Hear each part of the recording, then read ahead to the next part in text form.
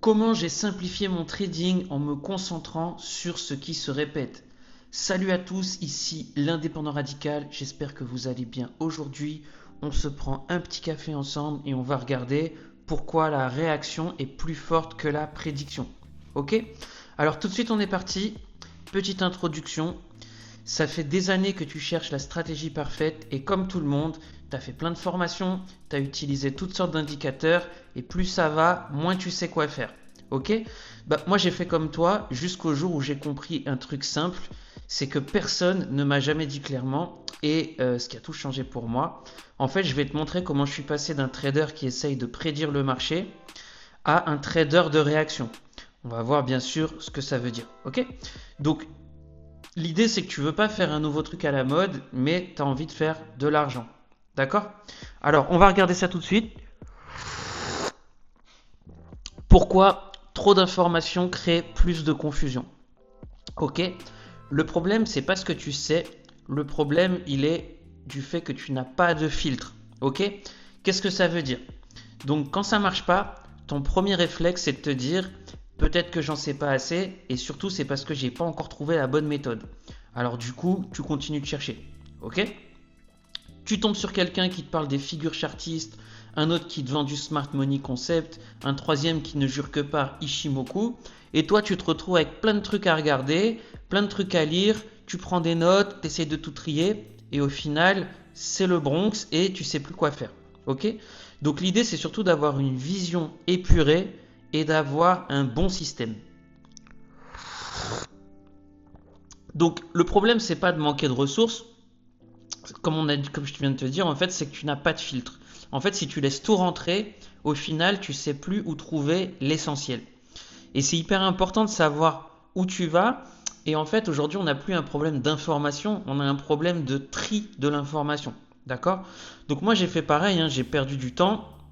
Je me suis envoyé en l'air plusieurs fois.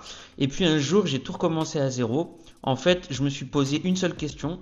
Et je me suis dit, qu'est-ce qui ne change jamais dans le marché?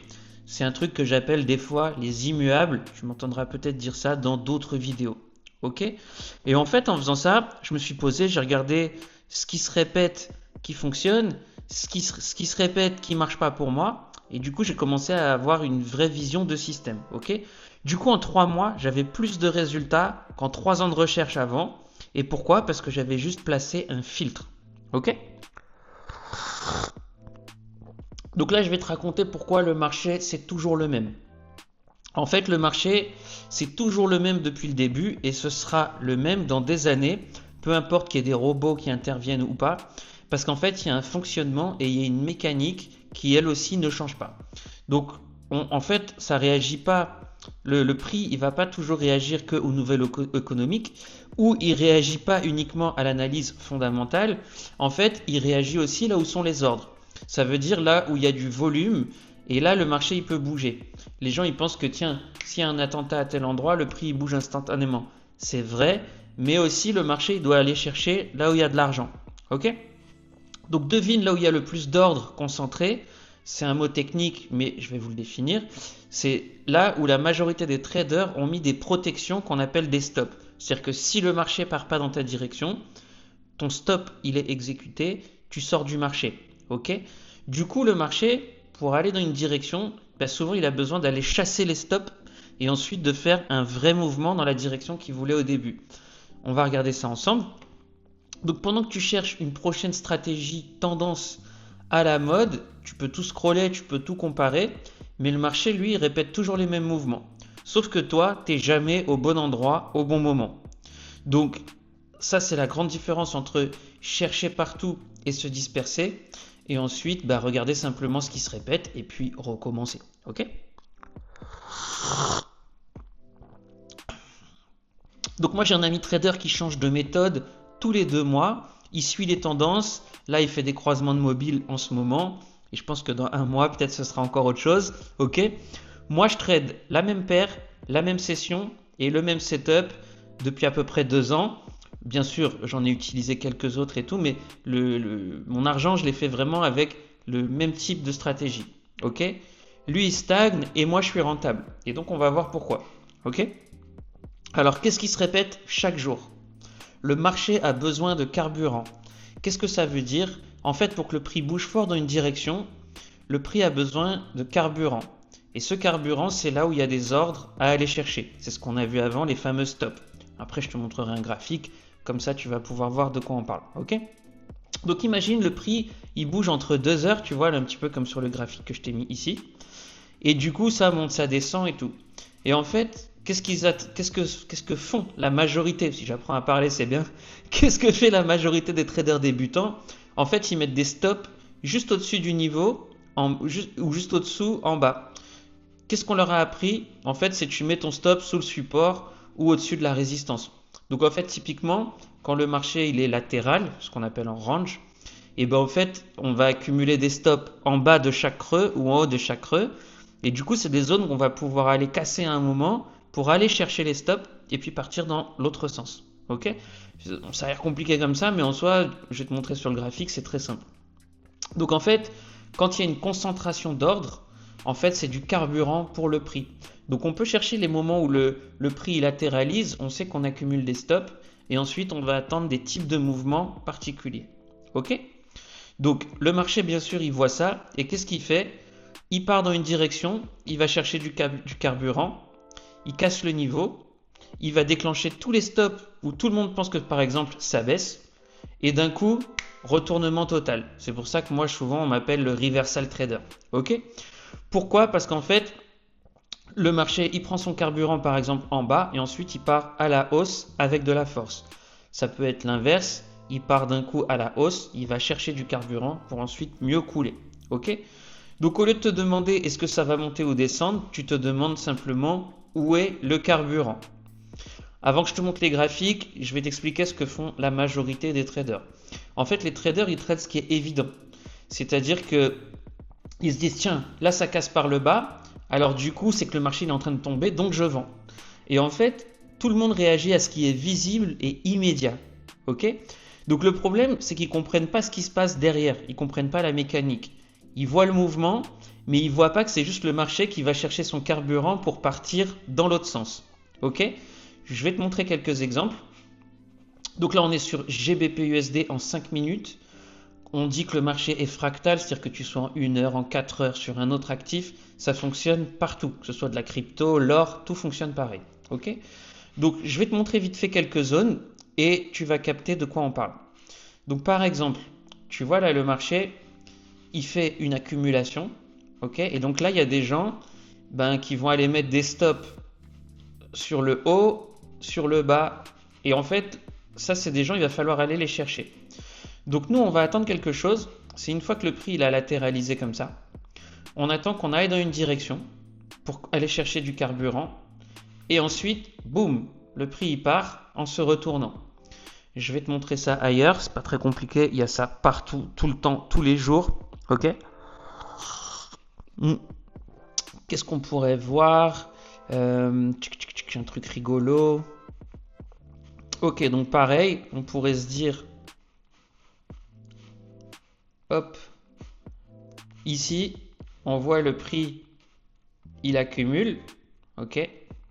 Ensuite, tout pareil, donc il accumule, il part dans une direction, donc par exemple ici, et après il se retourne pour faire le vrai mouvement de marché. On en prend un troisième, de toute façon, j'ai pas prévu, qu'est-ce qu'on pourrait voir, qu'est-ce qu'il y aurait de évident? Voilà, ça c'est beau aussi, en tout petit. Là, le prix, il fait une accumulation. Ensuite, le prix va chercher du carburant. Et ensuite, boum, on part dans une direction en se retournant. Ok? Ça, c'est la logique et on en parle un petit peu plus tout de suite. Donc, du coup, on a vu pourquoi les traders impulsifs, ils réussissent jamais. Parce qu'en fait, ils voient que le prix, il tombe. Et du coup, ils vendent. Ils voient que le prix, il monte, boum, ils achètent. C'est pas comme ça que ça marche, ok? Donc bien sûr, ils se disent tous que quand le prix descend brusquement, l'évidence c'est que ça tombe, tous les débutants short, c'est ce que je viens de te dire. Et donc moi, ce que je comprends en fait, c'est plus le prix va chercher du carburant en descendant et maintenant il va remonter. Si tu commences à regarder comme ça, c'est un petit peu plus clean. Donc toi, tu dois comprendre ce qui doit se passer derrière le mouvement et tu dois pas juste réagir à ce qui est évident devant toi. Ok? On va pouvoir appeler ce mouvement le mouvement de l'arc tendu, c'est juste une image. Le marché fonctionne comme un arc. Avant de lancer une flèche avec force, tu dois d'abord tendre l'arc dans un sens et quand tu lâches, boum, ta flèche elle part. Donc plus tu tends l'arc vers l'arrière, plus la flèche part loin quand tu relâches. Et le marché, c'est exactement pareil. Avant de monter fort, il doit descendre chercher du carburant, on tend l'arc, ok? Et quand il y a assez d'énergie accumulée, on relâche et boum, tu as un mouvement explosif dans la direction opposée, ok? Donc c'est un retournement qu'on appelle en anglais un reversal. Donc le marché réagit bien à la mécanique des tensions. Et tu peux regarder ça simplement, tu vois, sans être un expert, je vois une tension d'un côté, paf, j'attends que ça parte. Donc c'est pour ça que les débutants se font piéger, ils voient l'arc se tendre et pensent que c'est la vraie direction. Ils entrent pendant que le marché accumule son énergie dans un sens, et quand l'arc se relâche dans l'autre sens, eux, ils explosent en plein vol, ok? Donc toi, tu dois voir le marché comme un arc et t'attends toujours qu'il se relâche. Moi, je regarde la session de Londres 8h du matin, le prix il descend fort, les débutants ils shortent, moi je regarde ok, ça se tend vers le bas. 20 minutes plus tard, on commence un relâchement et boum, le prix il part à la hausse, tout le monde est stoppé et toi tu es entré au bon moment. Donc ça c'est l'exemple concret que je t'ai montré juste avant. Et après il y a une notion, même si le marché est fractal, c'est-à-dire qu'on peut regarder toutes les unités de temps, c'est intéressant de voir que chaque unité de temps a une fonction précise. En tout cas, c'est comme ça que nous, on va l'utiliser. Au lieu de tout faire au hasard, on va commencer à mettre un petit peu d'ordre. Ok? Donc nous, l'idée, ça, je vais parler un petit peu plus à des gens qui traitent déjà un petit peu. Ok? Mais c'est intéressant même pour un débutant. Tu peux regarder l'unité de temps H4, donc c'est 4 heures, ça veut dire qu'on a une bougie toutes les 4 heures. Tu peux regarder le M15, donc ça veut dire qu'on a une nouvelle bougie toutes les 15 minutes. Et en fait, toutes les unités de temps te montrent quelque chose de différent. Il y en a où ça monte, il y en a où ça descend. Du coup, on ne comprend plus rien. Ok? Donc, moi, ce que je vous invite à faire, c'est plutôt d'utiliser chaque time frame pour une utilisation précise. Donc, par exemple, avec le daily, tu vas regarder la direction globale, ce qu'on appelle avoir un biais. Ok? Ensuite, sur du H1, on va repérer comment la structure du mouvement est en train de se créer. Et par exemple, le M15 ou le M5, on va chercher une exécution précise. Ok? Donc tu vois, au lieu de regarder tout et n'importe quoi dans la confusion, on va découper chaque unité de temps et on va lui donner une fonction précise. Ok? Donc on aura une unité de temps pour la direction, une unité de temps pour la structure et une unité de temps pour l'entrée sur le marché, c'est-à-dire l'exécution. Ok? Donc moi avant, je passais du temps à scroller entre toutes les time frames. Ah, ça monte en M5, mais ça baisse en H1, puis le daily est haussier. Et avec ça, tu es totalement perdu, comme je l'ai été, c'est sûr et certain. Maintenant, j'ai une logique fixe, ok? Et donc on a vu une unité de temps, une direction, et on part tout le temps des plus grandes unités de temps vers les plus basses. Et ça, c'est toujours le cas. C'est aussi un immuable du marché. Donc pas de confusion, pas d'hésitation, ok? Maintenant, on va voir pourquoi les traders de réaction, dans le bon sens, est souvent meilleur qu'un trader de prédiction. Ok, donc l'idée quand tu fais du trading, et c'est une, comment on dit, misconception en français, c'est une mauvaise conception que les gens ont. En fait, les gens pensent qu'il faut être un voyant sur le marché, il faut prédire l'avenir. Quand toi tu es trader et que tu parles à des complets débutants, ils te disent ah mais comment tu sais ce qui va se passer? Ben en fait, justement, mon pouvoir, c'est pas de savoir ce qui va se passer, c'est de réagir à ce qui est en train de se passer devant moi. Et ça change tout. Je reprends ma petite lecture, tu vas comprendre ça plus simplement. Ok, donc tu n'as pas besoin d'avoir des super pouvoirs pour réussir en trading. Si tu as des dons de voyance, tant mieux pour toi. Moi, perso, c'est pas du tout mon cas. Ok, donc j'ai pas envie de passer ma vie à essayer de prédire l'avenir. Parce que prédire, c'est un jeu de perdant, sauf si tu aimes perdre tout ce que tu as gagné. Allez, j'ai oublié un petit S, je le corrige ici. Donc, justement, l'idée, c'est surtout de ne pas être un voyant. On va essayer surtout d'être malin et de capter ce qui se passe. Ok, donc, moi, avant, j'essayais de tout prévoir. Je regardais les news, les analyses, les indicateurs. Et j'ai été dans ma tête à me dire, tiens, ok, c'est ça qui va se passer, c'est sûr. Maintenant, j'observe ce qui se répète, ok, je cherche le fameux arc qui se tend, je regarde le marché qui va chercher son carburant et le relâchement qui suit. Je réagis et je ne cherche plus à prédire quoi que ce soit. Ok? Donc mon taux de réussite il a explosé, pas parce que je suis devenu meilleur à prédire ou que j'ai acheté une super boule de cristal, mais parce que j'ai arrêté d'essayer de chercher ce que le prix fera dans l'avenir. Ok? Donc être malin, c'est simplement aussi comprendre où sont les ordres. Ça veut dire que être malin en trading, c'est pas compliqué. Tu regardes où sont les ordres, donc c'est le fameux arc qui se tend, et le marché va toujours chercher là où il y a le plus de stops, là où il y a de l'argent qui est accumulé. Ok, donc tu regardes tout le monde où a mis ses stops, tu sais que le marché va aller chercher ce carburant et le prix il est attiré par ça comme s'il y avait un aimant et c'est parti. Et ça, c'est pas de la magie, c'est de la mécanique. Ok, ça fait partie des choses que tu peux répéter tous les jours dans ton trading. Donc, quand tu vois le prix osciller, tu sais que la majorité a mis ses stops au-dessus, en dessous. Tu attends, tu regardes ce qui se passe. Ok? Une fois que le prix a pris son carburant, au lieu de se dire ça casse dans telle direction, ça va continuer, non. Toi, tu attends et tu cherches ton retournement. Si tu as capté ça, déjà, c'est du lourd. Donc, au lieu de te demander qu'est-ce que je pense, tu te demandes plutôt où sont les ordres. Et ça, il y a des manières de les voir, de les repérer. Et bien sûr, nous on regarde ça ensemble. Petit lien dans la description et je te présente ce genre de méthode. Ok? Donc toi, ce qui est important, c'est d'attendre le bon moment. Ça veut dire une fois que tu comprends cette mécanique, t'arrêtes de te poser la mauvaise question. La question c'est pas est-ce que ça va arriver? La bonne question c'est quand est-ce que ça va arriver? Et ça change tout. Ok? Tu vois, c'est complètement une nouvelle approche. Donc, parce que tu sais que le marché va aller chercher du carburant et tu le sais qu'il va tendre l'arc, tu sais que ça se répète tous les jours à la même session et parfois même au même moment. Donc l'idée c'est de devenir un trader patient et qui cherche quelque chose qui se reproduit. Ok? Vraiment bon ce café.